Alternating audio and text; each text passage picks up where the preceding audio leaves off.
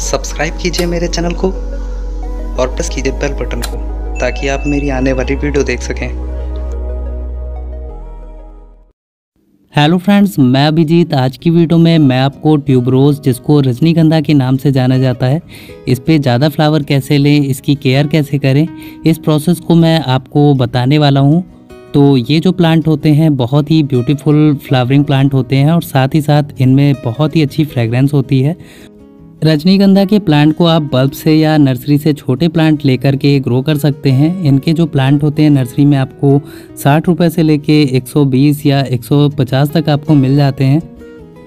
मैंने इस प्लांट को लास्ट ईयर नर्सरी से बाई किया था और बाई करने के बाद इसको कैसे ग्रो करते हैं, कैसे पॉट में रिपोर्ट करते हैं, उसका प्रोसेस बताया था। अगर उस वीडियो को नहीं देखा है तो इस वीडियो के डिस्क्रिप्शन में आपको उस वीडियो का लिंक मिल जाएगा, आप ज़रूर से देखिएगा।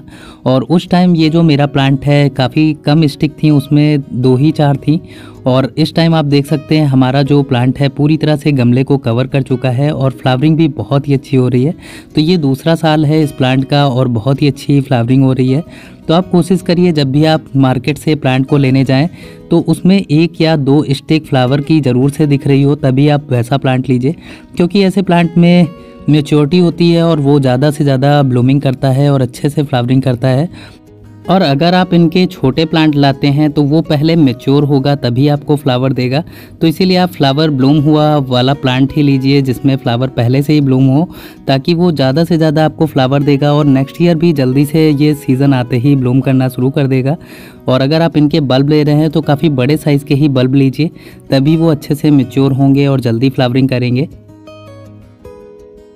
तो आप देख सकते हैं हमारा जो रजनीगंधा का प्लांट है उस पे day by day new stick आती जा रही हैं और फ्लावर भी आपको देखने को बहुत सारे मिल रहे हैं। तो हमारा जो प्लांट है अभी इस पे 3 फ्लावर स्टिक दिख रही हैं जिसमें गुच्छों में बहुत सारे फ्लावर आपको दिखाई दे रहे हैं। और इनको ग्रो करने के लिए आपको ध्यान रखना है कि आपका प्लांट अच्छे से फ्लावरिंग करे, उसके लिए इसको डायरेक्ट सनलाइट वाली जगह पे रखना है। इनको लगभग 5 से 6 घंटे की डायरेक्ट सनलाइट मिलनी चाहिए, ऐसी जगह आपको रखना है, तभी आपका प्लांट अच्छे से ब्लूम करेगा, इसमें फ्लावरिंग अच्छी होगी। तो इस बात का आपको ध्यान रखना है। तो ये जो रजनीगंधा के प्लांट होते हैं विंटर में फ्लावरिंग करना बंद कर देते हैं और सिर्फ इनके गमले में ट्यूबर बचते हैं। तो कुछ दिन पहले मैं आपको ले चलता हूँ। आप देख सकते हैं जब मार्च में ये विंटर को कंप्लीट करके फिर से इसने ग्रोथ लेना शुरू किया और आप देख सकते हैं कितने अच्छे से इसने ग्रोथ लेना शुरू कर दिया। ट्यूबरोज की सबसे अच्छी खासियत ये होती है कि एक बार आप इस प्लांट को लगा लेते तो आप इनसे कई सारे प्लांट तैयार कर सकते हैं। इनके कई सारे बल्ब मिट्टी में बन जाते हैं और आप इसको जब ये मैच्योर हो जाए तब इसको कई सारे प्लांट में बदल सकते हैं। तो कुछ दिन और बीतने के बाद आप देख सकते हैं हमारा जो प्लांट है ज़्यादा से ज़्यादा ग्रोथ लेने के बाद इसमें आप फ्लावर के लिए बहुत सारी बड आना शुरू हो चुकी हैं और बहुत ही अच्छे से इनकी ग्रोथ हो रही है। तो इनको आप सही तरीके से सही मिट्टी में लगाएंगे तभी आपका प्लांट अच्छे से फ्लावरिंग करेगा। तो ये एक ट्यूबर वाला प्लांट होता है, यानी बल्ब वाला प्लांट है। तो इसके लिए आपको जो सॉइल मिक्स तैयार करना है वो बिल्कुल सैंडी सॉइल होना चाहिए, यानी बलुई मिट्टी होना चाहिए, तब आपका प्लांट बहुत ही अच्छे से ग्रो करेगा और उसमें फ्लावरिंग भी आपको ज़्यादा से ज़्यादा मिलेगी।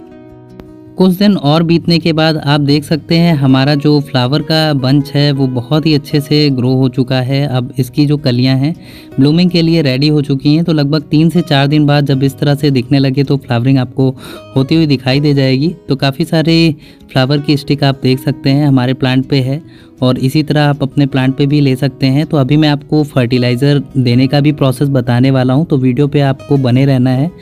तो चलिए अब हम कुछ आपको तरीके बताते हैं जिससे आपके प्लांट पे ज़्यादा फ्लावर मिले। तो सबसे पहले तो आपको ध्यान रखना है कि आपके प्लांट पे जितनी भी एक्स्ट्रा लीव्स हैं, पुरानी लीव्स हैं, उनको हटाना होगा, तभी आपके प्लांट पे ज़्यादा अच्छी फ्लावरिंग होगी।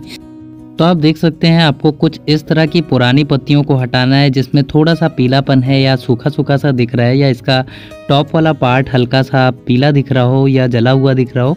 ये सारी पुरानी पत्तियां होती हैं और ये एक्स्ट्रा एनर्जी ले रही होती हैं, तो इनको आप ज़रूर से तोड़ करके हटा दीजिए। ये बहुत ही आसानी से टूट जाती हैं। आप इनको हल्का सा खींचते हैं तो ये आराम से निकल आती हैं पूरी पत्तियाँ। तो ये देख सकते हैं हमने सारी एक्स्ट्रा लीव्स को जो कि सूखी हुई थी, पुरानी थी, उनको हटा लिया है। तो हमें काफ़ी सारा स्पेस गमले में दिखाई दे रहा है।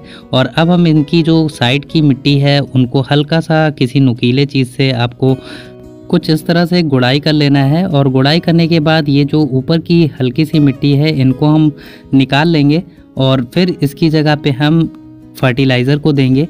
फर्टिलाइज़र में मैं गोबर की खाद का यूज़ करने वाला हूँ।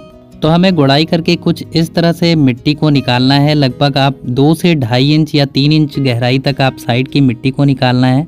आपको पूरे प्लांट को नहीं निकालना है, बस साइड की हल्की सी मिट्टी इस तरह से निकाल लेना है जिससे हम इसमें गोबर की खाद को फिल कर सकें। तो ये देख सकते हैं अब हम ले रहे हैं गोबर की खाद। ये पूरी तरह से अच्छे से डिकम्पोज्ड है, यानी बहुत ही अच्छे से सड़ी हुई गोबर की खाद है। इसमें से किसी भी तरह का स्मेल नहीं आ रहा है, ये पूरी तरह से भुरभुरी हो चुकी है। तो अब हम इसे पूरे गमले में चारों ओर इसी तरह से फिल कर लेंगे। आपको इतनी गोबर की खाद लेनी है जिससे जो एरिया की हमने जितनी मिट्टी निकाली थी उतनी ही जगह इससे फिल कर लेना है। अगर आपके पास गोबर की खाद नहीं है तो आप इसकी जगह वर्मी कंपोस्ट का यूज़ कर सकते हैं, और वर्मी कंपोस्ट का भी यूज़ नहीं करना चाहते हैं तो आप घर में तैयार हुए किचन वेस्ट से बनाए हुए फर्टिलाइज़र का भी इसमें यूज़ कर सकते हैं। तो आप देख सकते हैं कुछ इस तरह से आपको पूरी तरह से फर्टिलाइज़र को प्लांट के चारों ओर कवर कर देना है। और फिर अब हम लेंगे DAP यानी डायमोनियम फॉस्फेट फर्टिलाइज़र।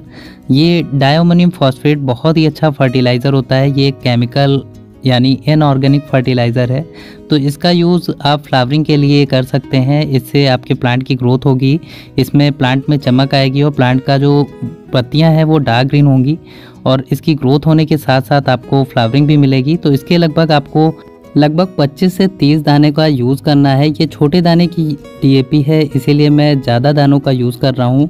आप पॉट के साइज़ के अकॉर्डिंग ही यूज़ करिएगा। आप अगर बड़े दाने की DAP लाते हैं तो लगभग आपको 20 या 15 दानों का ही यूज़ करना है, उससे ज़्यादा दानों का यूज़ नहीं करना है। अब इसके बाद हम इसमें अच्छे से पानी दे देंगे, जिससे पानी के ज़रिए हमारे जो प्लांट का रूट है उसको फर्टिलाइज़र मिलेगा और उसकी ग्रोथ अच्छी होगी और हमारे प्लांट पे फ्लावरिंग भी अच्छी मिलेगी। तो जिस तरह से मैंने फर्टिलाइज़र देने का आपको प्रोसेस बताया, आपको फ्लावरिंग अच्छी मिलेगी। और ये जो फर्टिलाइज़र है आपको 30 दिन पे एक बार अपने प्लांट में देना है, तब आपको मेरे प्लांट की तरह ही बहुत ही अच्छी आपको फ्लावरिंग देखने को मिलेगा। प्लांट पे फ्लावरिंग ना होने का सबसे बड़ा रीज़न ये होता है कि आपका प्लांट हो सकता है मैच्योर ना हो, तभी आपको उस साल प्लांट पे फ्लावर नहीं मिल रहा है। तो आप जब भी मार्केट से अगर प्लांट लेके आ रहे हैं या ट्यूबर ले रहे हैं तो ट्यूबर काफ़ी हैवी साइज़ के ही लीजिए, और प्लांट भी ले रहे हैं तो प्लांट में कोई ना कोई फ्लावर की स्टिक ब्लूम हो तभी आप उस प्लांट को लीजिए। तो ट्यूबरोज के प्लांट को केयर करने का, उनको फर्टिलाइज़ करने का और इन पे ज़्यादा फ्लावर लेने का ये जो मैंने प्रोसेस बताया आप ज़रूर से फॉलो करके देखिएगा, आपको बहुत ही अच्छा रिज़ल्ट मिलेगा। और अगर आपका कोई सवाल जवाब हो तो आप कमेंट बॉक्स में कमेंट करके मुझसे ज़रूर पूछिएगा, मैं उसका रिप्लाई ज़रूर से दूंगा। इसके अलावा आप मुझे इंस्टाग्राम पे भी फॉलो कर सकते हैं। मेरी इंस्टाग्राम आईडी आप देख सकते हैं स्क्रीन पे। आप इसके ज़रिए भी आप मुझसे कमेंट करके पूछ सकते हैं, मैसेज करके पूछ सकते हैं। तो फ्रेंड्स, अगर ये वीडियो आपको अच्छी लगी हो तो वीडियो को लाइक कीजिएगा, चैनल पे नए हैं सब्सक्राइब कीजिएगा। आज के लिए इतना ही, take care and bye bye.